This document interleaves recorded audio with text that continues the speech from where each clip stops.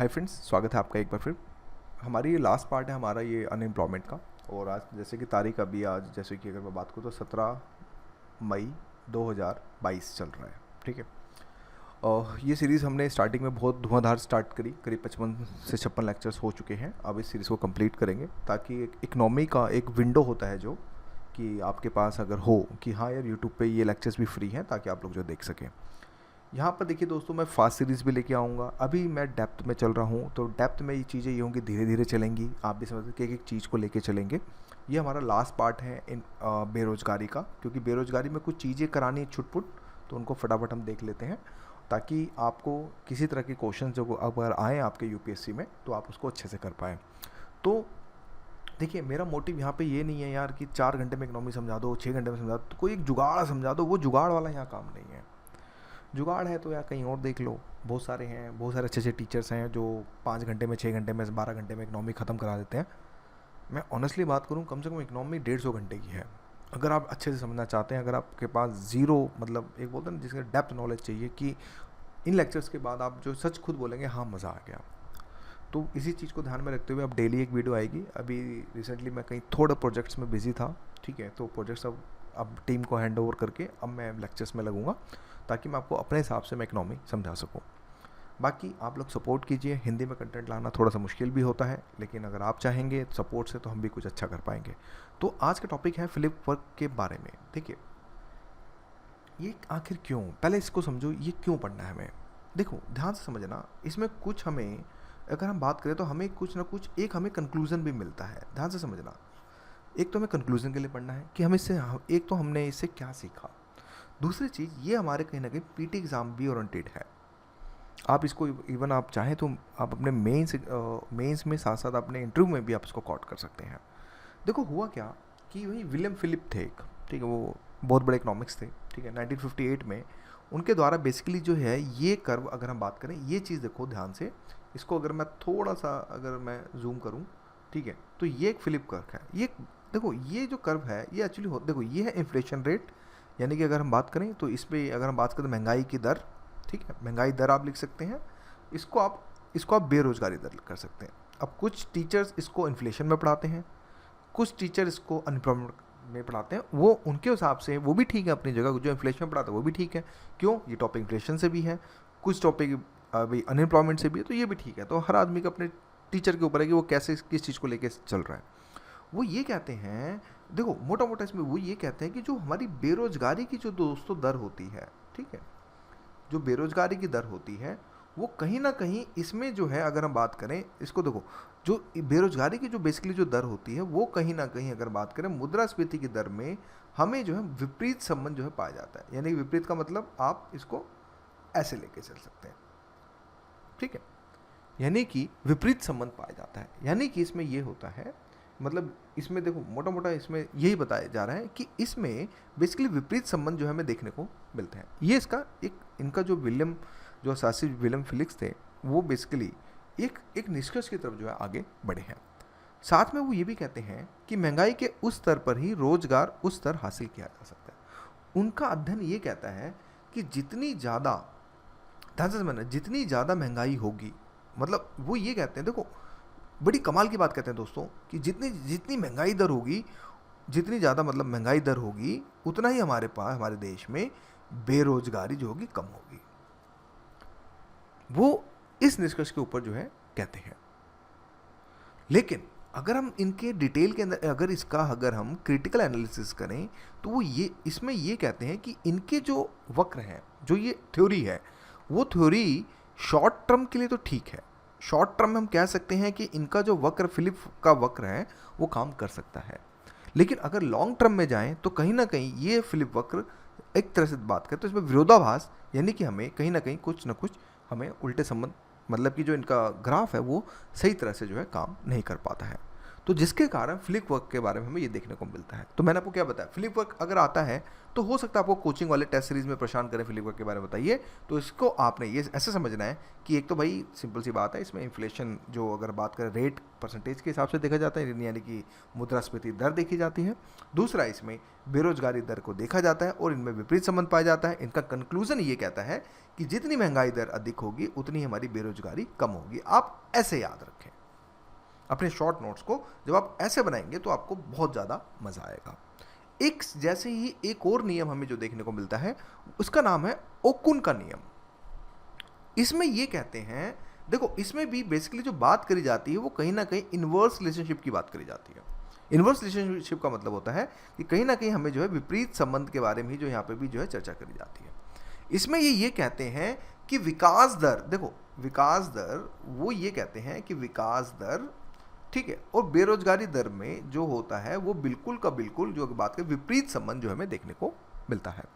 विपरीत संबंध कैसे, वो ये कहते हैं कि किसी देश की विकास दर, देखो किसी देश की विकास दर और बेरोजगारी दर के बीच मजबूत संबंध होता है, और इन दोनों में जो है विपरीत संबंध जो है अगर हम बात करें तो हमें जो है देखने को यहाँ पे मिलता है। ओकुन के नियम में ये कहते हैं कि देखो मोटा मोटा ये कहते हैं कि अगर हम किसी जीडीपी में, अगर किसी हम जीडीपी में 3% अगर हम अधिक कर देते हैं, ध्यान से समझना, वो ये कहते हैं कि अगर किसी जीडीपी में अगर हम 3% अधिक कर देते हैं तो वही हमारी अनएम्प्लॉयमेंट यानी कि बेरोजगारी दर है उसमें करीब हमारे 1% की, अगर हम बात करें 1% की जो हमें कमी आती है। तो यानी कि ये आप तामझाम ना भी लिखें तो भी चल जाएगा, बस आपने ये शॉर्ट नोट्स जो बना लिए तो भी आपका जो दोस्तों आपका काम चल जाएगा। यानी कि ओकुन का नियम हमें ये कहता है कि विकास जो दर है, विकास की जो दर है, विकास दर है उसमें दोस्तों विपरीत संबंध, बेरोजगारी दर है उसमें जो विपरीत संबंध जो हमें देखने को मिलता है। और इसमें यह भी कंक्लूजन निकाला गया कि अगर किसी देश का जीडीपी अगर हम 3% के हिसाब से बढ़ाएं तो कहीं ना कहीं अगर हम बात करें तो उसमें कहीं ना कहीं 1% की जो है हमें कमी देखने। अब ये क्यों मैं पढ़ा रहा हूँ, ये मैं जब पढ़ा रहा हूँ जब आप कहीं एज ए डीएम पोस्ट पे होंगे या फिर बहुत एक नीति निर्माण के पोस्ट पे जब जाएंगे तो आपको ये नियम ध्यान रहना चाहिए कि यार हमें जो है सकल घरेलू उत्पाद बढ़ाना है। जब भी हमारे देश के पीएम जो हैं वो कहीं ना कहीं चाहे एक्स पीएम हो चाहे करंट पीएम हो, हर कोई जीडीपी के पीछे ज़्यादा भागता है। वो इसलिए भागता है कि उनको पता है कि जीडीपी जितनी ज़्यादा बढ़ेगी उतनी ज़्यादा बेरोजगारी जो दर है उसमें कमी आएगी। तो इनडायरेक्टली कहीं ना कहीं, क्योंकि देखो जीडीपी कैसे बढ़ेगी भाई, यानी कि जीडीपी का मतलब ये हुआ ना जितनी ज़्यादा बढ़ेगी भाई, हाँ भाई सबको अच्छे से रोजगार मिल रहा है, बढ़िया रोजगार मिल रहा है भाई, सबकी फैक्ट्री अच्छे से काम कर रही हैं, मतलब बेरोजगार कम है हमारे देश में। तो उसी चीज़ को लोग जो होते हैं वो जीडीपी की तरफ इसलिए बढ़ाते हैं कि ताकि भाई अगर मार्केट में काम रहेगा तो जब भी तो लोगों को काम मिलेगा। तो इसीलिए कोई भी चाहे कोई भी मंत्रालय हो चाहे कोई भी हो, हर आदमी जीडीपी पे सबसे ज़्यादा फोकस करता है। तो यही एक रीज़न हमें देखने को मिलता है कि ओकुन का नियम हमारे लिए काफ़ी ज़्यादा कारगर जो है अगर बात करें तो हमें जो है सिद्ध हमें जो देखने को मिलता है। अब दोस्तों अभी हाल ही में देखिए जैसे कि अब हम 2022 पढ़ रहे हैं, ठीक है, अब हम 2022 पढ़ रहे हैं, तो इनमें आपने क्या करना है, जब आप नोट्स बनाएं तो इनमें देखो आईएलओ की रिपोर्ट या जिसकी लेबर ऑर्गेनाइजेशन की जो रिपोर्ट आते हैं यूएन की, तो ऐसे आप अब अगर 2023 की अगर आप पढ़ रहे हैं तो आपके लिए 2022 की रिपोर्ट बहुत बढ़िया आपके लिए जो है काम करेगी। अब देखो हमें अभी तक हम पढ़ रहे हैं अनएम्प्लॉयमेंट, ठीक है, यानी कि अगर हम बात करें बेरोजगारी पढ़ रहे हैं तो बेरोजगारी का कहीं ना कहीं हमें एक डेप्थ एनालिसिस, यानी कि डेप्थ एनालिसिस भी तो दोस्तों अगर हमें होना चाहिए नहीं होना चाहिए, तो उसी चीज़ को ध्यान में रखते हुए थोड़ा सा देख लेते हैं। अदरवाइज इसके मुख्य निष्कर्ष निकाल के रख लो ताकि आपको मेंस ओरिएंटेड और पीटी ओरिएंटेड आपको जो है मतलब आपको फ़ायदा हो सके। तो इसमें ये पता चलता है कि देखो इन्होंने अंतर्राष्ट्रीय प्रवासी श्रमिकों पर अपनी एक, ठीक है, रिपोर्ट प्रकाशित करी जो कोविड-19 महामारी और बढ़े हुए वैश्विक औद्योगिकरण के बीच ये रिपोर्ट जो प्रकाशित करी। इसके मुख्य निष्कर्ष को समझने की कोशिश करते हैं। वो ये कहता है कि वैश्विक स्तर पर अंतर्राष्ट्रीय प्रवासी श्रमिकों की संख्या बढ़कर 169 मिलियन, 1 मिलियन में होते हैं दोस्तों 10 लाख, ठीक है, ये बात ध्यान रखना, 1 मिलियन में होते हैं 10 लाख। तो वो ये कहते हैं कि 2017 में इसमें 3% की वृद्धि हुई है और 2017 में युवा प्रवासी जो कामगार हैं जिसमें हम 15 से 24 वर्ग को जो जिसमें हम शामिल कर सकते हैं, इनके हिस्सेदारी में करीब 2% की वृद्धि। यानी कि देखो ये आंकड़े इतने इंपॉर्टेंट नहीं हैं। एक चीज़ और समझना कि ये आंकड़े इतने इंपॉर्टेंट नहीं है, जस्ट आपको एक स्कैन कराने के चक्कर में है कि ताकि अगर कुछ चीज़ मतलब अगर आप कुछ लिखना चाहें तो अगर आपको इसके अगर आपको मोटे मोटे छोटे छोटे अगर आपको कोई निष्कर्ष भी थोड़ा बहुत याद है तो आप उसको जो है लिख सकें। तो फिर तो यानी कि हमें ये पता चल गया कि आईएलओ की हमें एक तरह से रिपोर्ट पता चल गई। दूसरा हमें ये पता चलता है कि जैसे कि कोविड-19 अभी जैसी सिचुएशन अभी भी है थोड़ी बहुत, तो कोविड-19 महामारी के अंतर्राष्ट्रीय जो प्रवासी श्रमिकों की आधारहीन स्थिति को उजागर किया, क्योंकि संख्या 164 से बढ़कर 169 मिलियन जो है यहाँ पर हो गई है। यानी कि हमें ये पता चला कि पहले बोलते थे कि कोविड-19 महामारी से ये हो गया वो हो गया फलाना हो गया, लेकिन इस रिपोर्ट के आने से ये पता चला कि नहीं भैया हमारे अंतर्राष्ट्रीय प्रवासियों की संख्या जो है बढ़ी है। यानी कि पहले 101.64 थी 1.69, यानी कि अगर हम बात करें ये हमारी जो संख्या हमारी जो बढ़ गई है।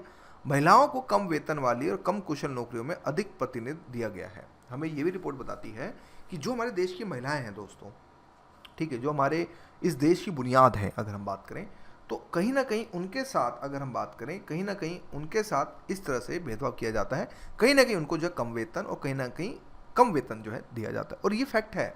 देखो कैसे, अगर आप दिल्ली की किसी भी लेबर मार्केट, जैसे कि फॉर एग्जांपल मैं रहता हूँ विकासपुरी के साइड में, ठीक है, यहाँ पे भी एक लेबर चौक है। लेबर चौक में क्या होता है, जब मैंने वहाँ पे कुछ लोगों से बात करी तो वहाँ पे ये पता चला दोस्तों कि वुमेन्स को, देखो अभी जो मैन का जो दिहाड़ी रेट है वो 700 रुपये है, लेकिन वुमेन्स को 600 रुपये दिए जाते हैं। सोचिए, काम दोनों लेबर का करेंगे लेकिन वुमेन्स को 600 रुपये दिए जाते हैं। तर्क ये दिया जाता है कि भाई वो औरत है तो कम काम करेगी, इस वजह से उससे जो है मतलब ज़्यादा भारी बोझा नहीं उठा सकती है, ये नहीं कर सकती है। तो एक तरह से वो ठेकेदार, मतलब जो मेरी बात हुई थी तो वो बेसिकली यही कहता है। तो यहाँ पे ये पता चला कि महिला प्रवासी कामगारों की सामाजिक सुरक्षा तक सीमित पहुँच है। सामाजिक सुरक्षा जिसमें हेल्थ और इंश्योरेंस हो गया, एजुकेशन हो गई बच्चों की, तो ये सब चीज़ें जो है काफ़ी ज़्यादा हमें जो है कुल मिला के काफ़ी ज़्यादा मतलब कि कम हमें उपलब्ध जो है देखने को मिलते हैं। और यूरोप, मध्य एशिया और अमेरिका में सभी प्रवासियों का 3% अभी तक जो हमें मौजूद है। और 2017 में प्रवासी श्रमिकों ने दुनिया की अंतर्राष्ट्रीय प्रवासी आबादी का लगभग 59% जो है कुल मिला के जो है यहाँ पे कवर किया। बाकी प्रवासी मजदूरों की सुरक्षा कैसे की जाती है इसको आप थोड़ा सा देख लीजिएगा, और कुछ खास नहीं है इसमें। जैसे ये है कि इसके कुछ कन्वेंशंस हैं, जैसे ILO के, जिसके अंदर अगर बात करें माइग्रेंट वर्कर आ गया 1975 का, और माइग्रेशन अगर बात करें migration for employment convention revised 1949 आ गया। तो ये आप अपने जो है अगर बात करें नोट्स के अंदर जरूर लिख के चलें, ताकि आपको थोड़ा सा आपको जो काफ़ी ज़्यादा जो है फ़ायदा हो। अभी तक हम ILO के बारे में बात कर रहे थे, तो देख लें, समझ लें ILO है क्या। देखो ILO है क्या, बेसिकली इंटरनेशनल लेबर ऑर्गेनाइजेशन है UN का। इसकी स्थापना प्रथम विश्व युद्ध के पश्चात संयुक्त राष्ट्र संघ में हुई थी, जिसके 1919 में जो इसकी करी गई थी। ये एक ऐसा है ये एजेंसी अंतर्राष्ट्रीय आधार पर मजदूरों तथा श्रमिकों के हितों की रक्षा के लिए जो है नियम बनाता है, और कहीं ना कहीं श्रम संबंधी समस्याओं को देखता है, तथा सभी के लिए कार्य के अवसर जैसे महत्वपूर्ण मुद्दों पर देशों के बीच मतलब कि सहमति बनाने का जो है प्रयास करता है। वर्तमान की इसकी सदस्यता 187 है, जिसमें कोक्स आइलैंड ऐसा सदस्य है जो संयुक्त राष्ट्र का सदस्य जो है इसमें बिल्कुल भी हमें जो है देखने को नहीं मिलता है। यानी कि हमें मोटा मोटा ILO के बारे में भी थोड़ा बहुत जो अगर बात करें तो हमें थोड़ा बहुत यहाँ पे ज्ञान हमें जो है देखने को मिलता है। इसका सचिवालय अगर बात करें, सारे मैक्सिमम सचिवालय आपको पता होगा स्विट्ज़रलैंड के जिनेवा में है, क्योंकि काफ़ी पोश एरिया है। आप लोगों का एक ये काम है कि स्विट्ज़रलैंड का आप बॉर्डर देखें और किस किस कंट्रियों से जो है मिलता है, तो कहीं ना कहीं ये आपका ज्योग्राफी में PT के लिए भी क्वेश्चन यहाँ से बन सकता है। तो कुल मिला के मोटा मोटा यही है कि विभिन्न वर्गों के बीच शांति स्थापित करने के लिए, मजदूरों के मुद्दों को देखने के लिए, राष्ट्र को विकसित बनाने के लिए तथा उन्हें तकनीकी सहायता प्रदान करने के लिए 1969 में इसके स्थापित इसे जो है अगर बात करें तो शांति नोबेल पुरस्कार भी दिया गया। और 1999 में जिनेवा में सदस्य देशों की बैठक में कन्वेंशन 182 को अपनाया गया, जिसका उद्देश्य बच्चों को बाल श्रम के सबसे बुरे कार्यों जैसे तस्करी, वेश्यावृत्ति, दास्ता और सशस्त्र संघर्ष से बचाना जो हमें कुल मिला के जो देखना होता है। तो दोस्तों ये था हमने अभी तक पढ़ा ILO के बारे में। अब थोड़ा हम आगे बढ़ते हैं। देखो भारत के अंदर बेरोजगारी दूर करने के लिए कुछ कार्यक्रम चलाए जा रहे हैं। मतलब अब देखो गवर्नमेंट कुछ ना कुछ तो करेगी ना भाई, ऐसा तो नहीं है हाथ पे हाथ रख के बैठ जाएगी, वो भी तो कुछ ना कुछ करेगी। तो इसलिए इन कार्यक्रम्स को जब आप मेंस में जब आप लिखने की कोशिश करें, जब बेरोजगारी को लेकर कोई बात हो जाए, तो फटाफट इनमें से कुछ कार्यक्रम को चिपका दें उस पर। यानी कि मैं आपको यहाँ पे ये बोलूँगा दोस्तों कि मेंस ओरिएंटेड आपको ये जो है चीज़ें आपको याद रखनी पड़ेंगी। अगर आप याद नहीं रखेंगे तो चीज़ें ख़राब हो जाएंगी।